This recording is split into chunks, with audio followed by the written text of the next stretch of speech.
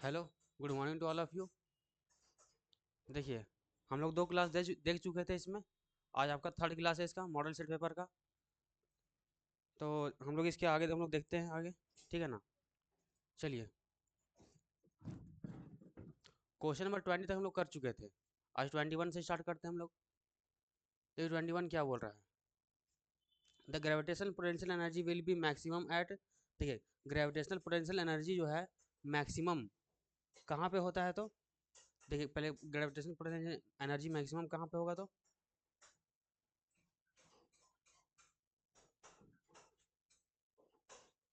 ये आपका surface of the earth होगा? नहीं। Centre of the earth? ये भी नहीं। इन्फिनिटी। देखिए, इन्फिनिटी पे जो है ना पोटेंशियल एनर्जी ग्रेविटेशनल का वो मैक्सिमम होता है। कैसे हम जान सकते हैं? देखिए, ये अर्थ है। अर्थ के रिस्पेक्ट में अगर हम बात करेंगे तो अर्थ के सरफेस पे, इसके पहले फॉर्मूला देख लीजिए क्या होगा। पोटेंशियल एनर्जी इक्वल टू होगा आपका mass into gravity into height. ठीक है ना। मीन्स जितना हम हाइट उसको बढ़ाएंगे उतना उसका पोटेंशियल एनर्जी बढ़ेगा। सिंपल यही। तो हम अर्थ के सरफेस से जितना दूर जाएंगे उतना मेरा पोटेंशियल एनर्जी उसका बढ़ेगा। तो सिंपल समझ लीजिए इन्फिनिटी। हम इन्फिनिटी पे जाएंगे तो उसका पोटेंशियल एनर्जी भी इन्फिनिटी पे होगा। देखिए, कोई भी इसमें मास पे डिपेंड नहीं पड़ेगा। ग्रेविटी हमारे अर्थ के रिस्पेक्ट में बात करता है, ग्रेविटी पे भी डिपेंड नहीं पड़ेगा। जो भी होगा वो हाइट के कंपेयर में बात किया जाएगा। ठीक है ना। तो इसका हो जाएगा इन्फिनिटी। चलिए आगे देखते हैं इसका।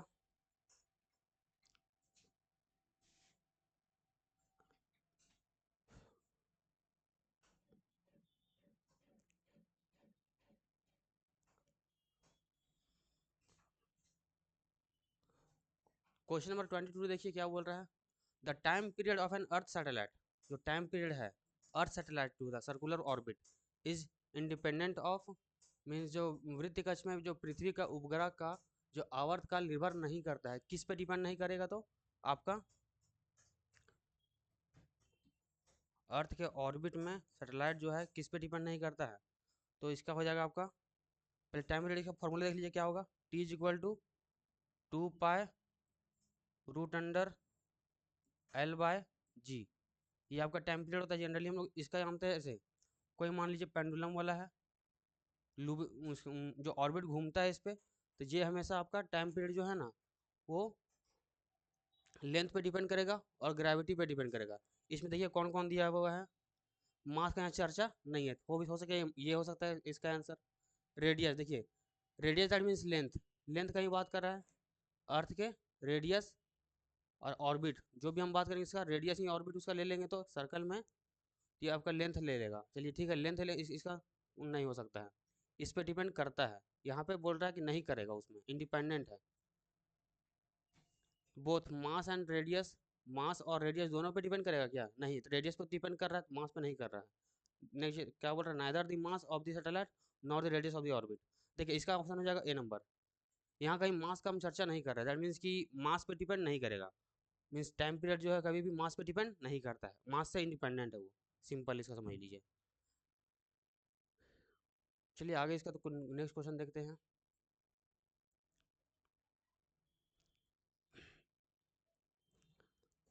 देखिए क्या बोल रहा है। The breaking stress for the wire of unit cross section is called. Means एक खींची हुई जो तार है, खींचा हुआ तार में प्रति इकाई आयतन उसका वॉल्यूम जो है संग्रहित प्रत्यास्था ऊर्जा है। तो कौन सा ऊर्जा हो जाएगा आपका?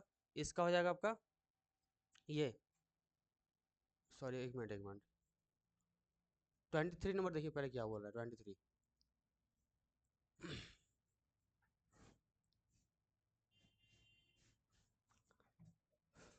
23 देखिए क्या नंबर बोल रहा है। The elastic energy stored per unit volume. जो इलास्टिक एनर्जी है ना वो स्टोर होता है पर यूनिट वॉल्यूम में। कहाँ पे? तो एक स्ट्रेच वायर मतलब खिंचा हुआ वायर में। तो उसका फॉर्मूला जानने लिए क्या होता है? तो इसका हो जाएगा हाफ स्ट्रेस का स्क्वायर डिवाइड बाय वाई। तो ये आपका ऑप्शन नंबर बी हो जाएगा। देखिए, इलास्टिक एनर्जी इसका 2-3 फॉर्मूला होता है। पहले इलास्टिसिटी समझ लीजिए क्या होगा। मान लीजिए आपके पास एक बॉल है, जैसे क्रिकेट खेले होंगे तो उसमें एक बॉल है। इस पे हम फोर्स अप्लाई करते हैं, ठीक है। इस पे हम फोर्स अप्लाई किए कुछ एरिया पे, ठीक है। तो फोर्स बटा area, force by area that is called pressure. ठीक है ना। मतलब इस पे हम प्रेशर अप्लाई कर रहे हैं। जो हम प्रेशर अप्लाई कर रहे हैं ना उसको बोलते हैं स्ट्रेस। उसको बोलेंगे हम स्ट्रेस बोल देंगे। ठीक है, अब नेक्स्ट देखिए क्या बोल रहा है।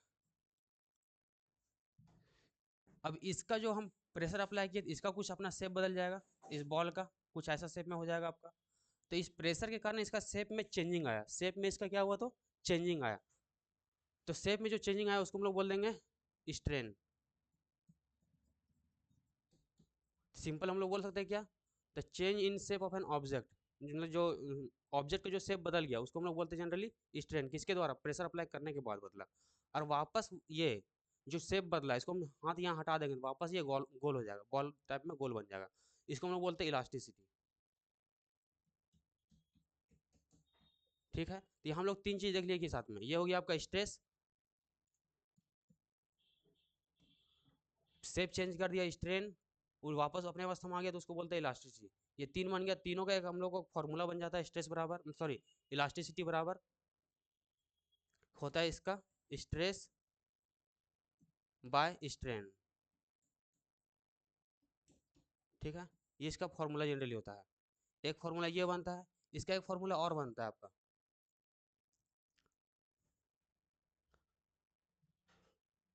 ये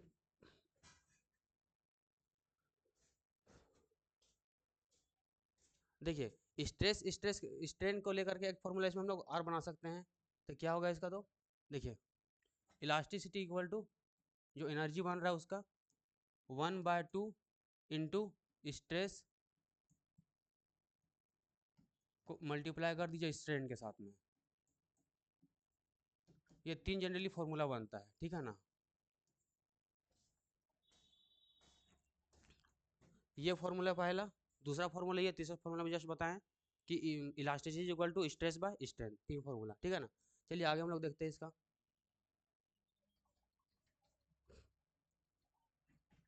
24 नंबर क्वेश्चन देखिए क्या बोल रहा है इसमें, the breaking stress for the wire of unit cross section is called. देखिए इकाई अनुप्रस्थ काट का क्षेत्र जो है, क्षेत्र का तार का के लिए टूटने वाला बंध बालघात को क्या कहते हैं हम लोग। जनरली इसको हम लोग बोलेंगे टेंसाइल स्ट्रेंथ बोलेंगे, टेंसाइल स्ट्रेंथ दैट मीन कि तन्य सामर्थ्य, ठीक है ना, टेंसाइल स्ट्रेंथ हो जाएगा आपका। देखिए क्वेश्चन नंबर 25 क्या बोल रहा है इसमें, श्यानता that is called viscosity. Viscosity क्या है, तो देखिए विस्कोसिटी क्या है वही पूछ रहा है इसमें, श्यानता क्या है, तो श्यानता में क्या होगा जनरली, पहले इसको समझ लीजिए श्यानता क्या है, विस्कोसिटी। तो विस्कोसिटी जनरली है ना, वो आपको दो चीज़ पे वर्क करता है, एक लिक्विड पे वर्क करेगा, दूसरा सॉलिड सॉरी गैस पे वर्क करेगा। ठीक है, ये जो है आपका सॉलिड पे वर्क नहीं करता है। ठीक है, तो ध्यान दीजिएगा विस्कोसिटी में क्या होगा, इसमें दो चीज़ आता है, टेम्परेचर और विस्कोसिटी। ठीक है ना, इसका रिलेशन क्या पूछता है, देखिए जब भी हम लोग अगर टेम्परेचर बढ़ाएंगे तो विस्कोसिटी इसका डाउन हो जाता है। ठीक है, और वही जब इसका गैस में जस्ट इसका उल्टा जाता है, टेम्परेचर को बढ़ाने पर विस्कोसिटी इसका बढ़ जाता है। ठीक है ना, अब पहले समझ लीजिए विस्कोसिटी क्या है। विस्कोसिटी मीन्स वाटर के मॉलिक्यूल अपने आप को एकदम सिकोड़ करके रखता है, मतलब कि अपने आप को क्या बोलते हैं उसको, छोटा करके रखते हैं। जैसे कि मान लीजिए एक बूंद पानी गिराइएगा ना आप लोग कभी भी, मान लीजिए ऊपर से नीचे गिरा रहे हैं एक बूंद पानी, तो वो अपने आप को इतना सिकोड़ लेगा, मतलब कि पूरा छोटा कर लेगा अपने आप को। वही जब इसको हम लोग गर्म करेंगे ये थोड़ा थोड़ा फैल जाएगा, हल्का दूर तक में फैल जाएगा, तो उसी को बोलते हैं विस्कोसिटी, मतलब आपको अपने आप को फैलने से रोकना। ठीक है ना, उसी को बोलते हैं सिंपल विस्कोसिटी। तो देखिए इसमें टेम्परेचर बढ़ाएं, इसका विस्कोसिटी डाउन हो गया, ये लिक्विड का बात करें पानी का बूंद का, इसका विस्कोसिटी में अगर देखिएगा तो यहाँ पे बढ़ गया विस्कोसिटी, कैसे, तो इसका टेम्परेचर कम है, टेम्परेचर बढ़ाने पे विस्कोसिटी बढ़ घट जाता है लिक्विड का, लेकिन गैस का जस्ट उसका उल्टा होता है, टेम्परेचर बढ़ाएंगे तो विस्कोसिटी बढ़ जाएगा। रीजन क्या है, देखिए गैस का मॉलिक्यूल हमारे देखते हैं दूर दूर रहता है, ठीक है ना, इसको एक बॉटल में लेकर के मतलब किसी कंटेनर में लेकर के इसको हीट कर दीजिए, ठीक है ना, इसको हीट कर दीजिए, तो ये क्या करेगा ऊपर जा करके पानी के मॉलिक्यूल के फॉर्म में जमा हो जाएगा, ठीक है ना, पानी के मॉलिक्यूल के फॉर्म में आपका जमा हो जाएगा। तो वही देखिए यहाँ पे जमा होने दर में कि छोटा हो जाना, वही इसका विस्कोसिटी बढ़ जा रहा है, टेम्परेचर बढ़ाने पे विस्कोसिटी बढ़ जाता है। ये सिर्फ दो ही जगह पे वर्क करता है, सॉलिड में वर्क नहीं करेगा। ठीक है, तो इसका देखिए क्या बोलता है, तो liquid decrease with the increase in temperature, temperature के बढ़ाने पर लिक्विड का लिक्विड में डिक्रीज हो जाता है, घट जाता है क्या चीज़, विस्कोसिटी। ठीक है, तो ऑप्शन नंबर डी। नेक्स्ट देखिए,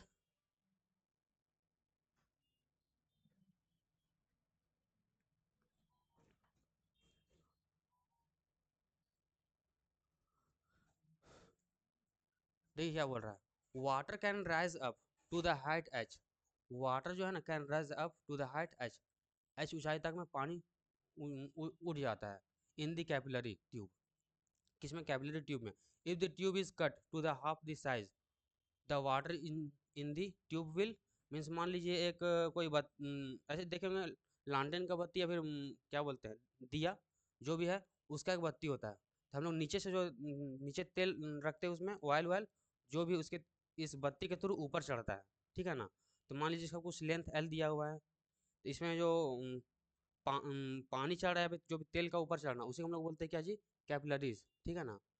अगर इसका लेंथ को हम हाफ कर दें, दैट मीन्स कि इसके जो बत्ती था उसको अगर हम छोटा कर दें, तो उसमें क्या होगा, पानी के प्रभाव में क्या पड़ेगा, वही पूछ रहा है। ओवरफ्लो हो जाएगा, मीन्स ऊपर से बहने लगेगा। देखिए, पानी जो है ऊपर चढ़ रहा है, ठीक है, इस बत्ती के द्वारा, तो क्या पानी इतना चढ़ जाएगा कि ओवरफ्लो हो जाएगा? तो ऐसा कभी होगा नहीं, ओवरफ्लो नहीं होता है। दूसरा क्वेश्चन क्या बोला, ऊपर से नहीं बहेगा। देखिए, ऊपर से नहीं बहेगा मतलब कि पानी यहाँ तो चाहेगा, लेकिन ऊपर से बहेगा क्या, नहीं। ये थोड़ा सही लग रहा है, बी नंबर, ठीक है ना। बी थोड़ा सही लग रहा है। सी नंबर देखते क्या बोलता है, नॉट ओवरफ्लो, मतलब ऊपर से नहीं उठेगा, मतलब ऊपर उठबे नहीं करेगा। यहाँ जो पानी है, जो फिर जो भी ऑयल है, वो ऊपर उठेगा ही नहीं, ऐसा तो सबसे गलत बात है। ये गलत हो जाएगा, इनमें से कोई नहीं। देखिए, इसमें थोड़ा बहुत आंसर हमको बी लग रहा है थोड़ा बहुत, ठीक है ना। तो 20 का आंसर हो जाएगा नॉट ओवरफ्लो, मतलब उसका ओवरफ्लो नहीं हो जाएगा। भले उसको हाफ कर देंगे तो ओवरफ्लो उसका नहीं होगा, ठीक है। चलिए नेक्स्ट देखते हैं क्वेश्चन।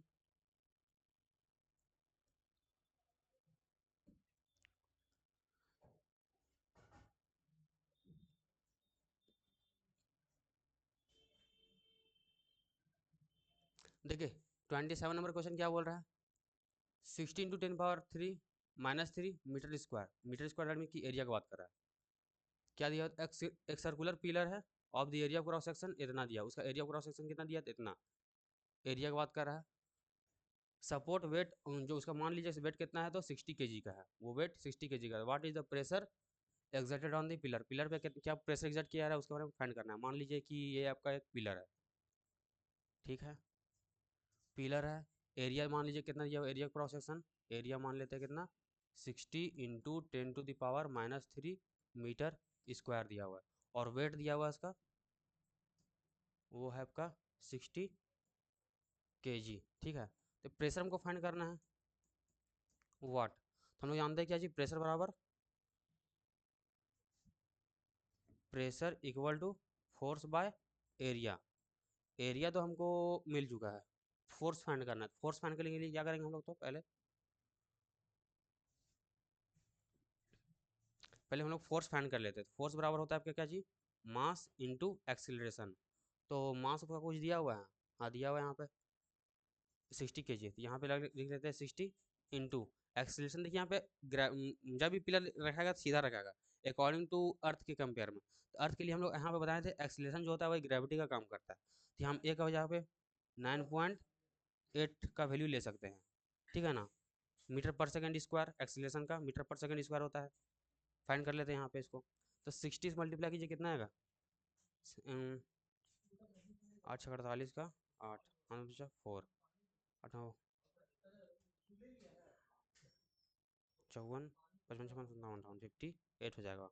यहाँ पे एक डिजिट के बाद में पॉइंट लग जाएगा, ठीक है। लेकिन यहाँ पे जीरो था, वो जीरो इसमें लग जाएगा। ये देखिए, ये पॉइंट हटाएंगे तो यहाँ पे एक जीरो लगेगा, इसके लिए एक डिजिट में पॉइंट, लेकिन ये जीरो से ये जीरो कट जाएगा, तो आपका आएगा कितना, तो फोर्स आएगा आपका 588। फोर्स का यूनिट होता है न्यूटन। इतना फोर्स में हमको मिल चुका है, ठीक है। तो डायरेक्ट इसको पुट कर देते हैं फोर्स बराबर में।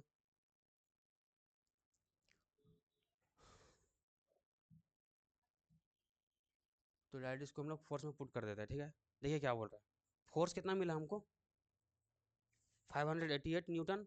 एरिया कितना है हमको, मेरे पास 16 × 10⁻³ मीटर।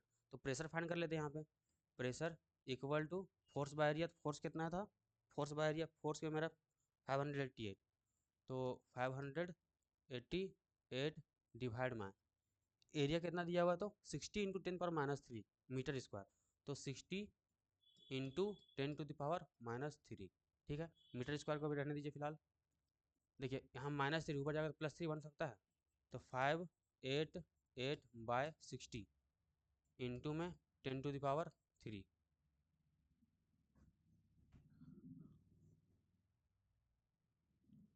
इंटू 10 आपका 3 हो जाएगा। ठीक है, ठीक है। अब देखिए इसको काट देते हैं हम लोग पहले, तो 6 काटेंगे कितना आएगा इसका, पहले 6 से काटिए, 6 से, 6 हो 10 जा 60, 6 9 जा 54, यहाँ पे 4 इसको देगा 68, 8 टाइम्स में 48 हो जाएगा। ठीक है, यहाँ पे कितना गया 98, 98/10, तो यहाँ पे एक जीरो एक में पॉइंट कर देंगे। ठीक है, अब इंटू 10⁻³ का 3 रहने देंगे, यही मेरा डायरेक्ट निकल के आ जाएगा आपका प्रेशर।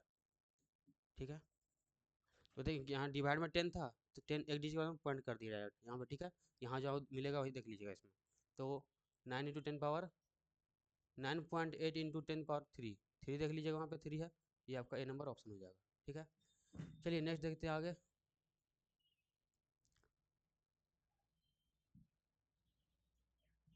क्वेश्चन नंबर 28 देखिए क्या बोल रहा है।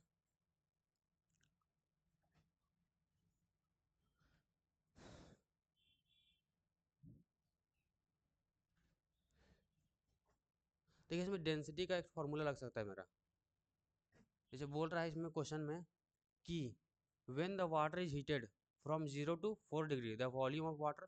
देखिए हम लोग वाटर को हीट करेंगे कितना सा, जीरो मतलब 0 डिग्री पे है, उसको 4 डिग्री हमको हीट करना है, उसका जो वॉल्यूम है उसका वॉल्यूम में क्या चेंजिंग आया वो इसमें देख लेते हैं। इसे देख लीजिए, पूरा डिटेल बता देते हैं इसमें। देखिए जब भी हम लोग 0 डिग्री से सेल्सियस से हम लोग जाते हैं 4 डिग्री सेल्सियस तक में, ठीक है ना, तो इसमें दो कंडीशन बनेगा, एक हो जाएगा आपका वॉल्यूम, दूसरा होता है आपका डेंसिटी। दो की चीज़ का बात करेगा, क्योंकि देखिए ठीक है, पहले वॉल्यूम देख लेते हैं हम लोग क्या होगा। तो जब भी 0 डिग्री सेल्सियस से हम लोग 4 डिग्री सेल्सियस जाते हैं, तो इसमें हमेशा वॉल्यूम घटता है। ठीक है ना, वही डेंसिटी की बात करेंगे तो डेंसिटी मेरा बढ़ेगा। वही अगर एट 4 डिग्री बोलेंगे तो एट 4 डिग्री सेल्सियस पे बात करेंगे तो वही मेरा वॉल्यूम जो है ना मिनिमम हो जाता है, मिनिमम मीन्स सबसे कम हो जाएगा। वही डेंसिटी का बात करेंगे तो देखिए उठ रहा है सबसे मैक्सिमम हो जाएगा यहाँ पे। ठीक है, अब देखिए 4 डिग्री सेल्सियस से अबव का बात करेंगे, 4 डिग्री सेल्सियस से अबव का बात करेंगे तो उस समय क्या होगा, तो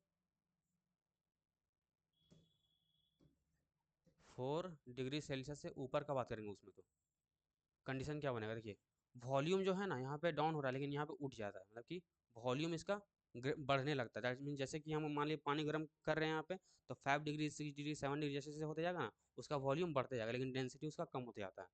ये 3 कंडीशन है दोनों का, देख लीजिएगा इसमें क्या बोल रहे हैं यहाँ पे। हम लोग पानी को हीट कर रहे थे कहाँ, 0 से 4 डिग्री, तो उसका वॉल्यूम में क्या प्रभाव पड़ेगा, 0 से 4 डिग्री में, सॉरी 0 से 4 डिग्री में वॉल्यूम हमेशा डिक्रीज कर रहा है, तो यहाँ पे जाएगा बी नंबर ऑप्शन। ठीक है, चलिए नेक्स्ट क्वेश्चन देखते हैं आगे।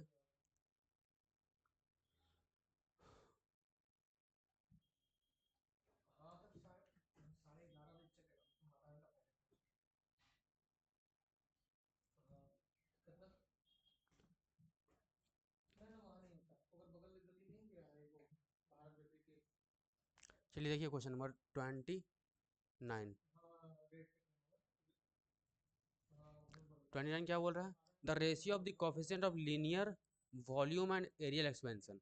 तो लीनियर वॉल्यूम और एरियल एक्सपेंशन का जो कोफिशिएंट रेशियो होगा वो क्या होगा। देखिए लीनियर में हमेशा लेंथ का बात करेंगे, वॉल्यूम हमेशा लेंथ ब्रेथ और हाइट का बात करते हैं, एरियल में हम लोग सिर्फ लेंथ और ब्रेथ का बात करते हैं। जो भी देख लीजिए इसमें 1, इसमें 3, इसमें 2, जहाँ है देख लीजिए 1 3 2, ए नंबर ऑप्शन हो जाएगा आपका। ठीक है ना, वॉल्यूम जानते हैं ना, क्यूब जिसको, एरियल इस एरिया का बात करता है, लीनियर में सीधा सिर्फ एक ही डायमेंशन, 1 डायमेंशन 3 डायमेंशन और 2 डायमेंशन में।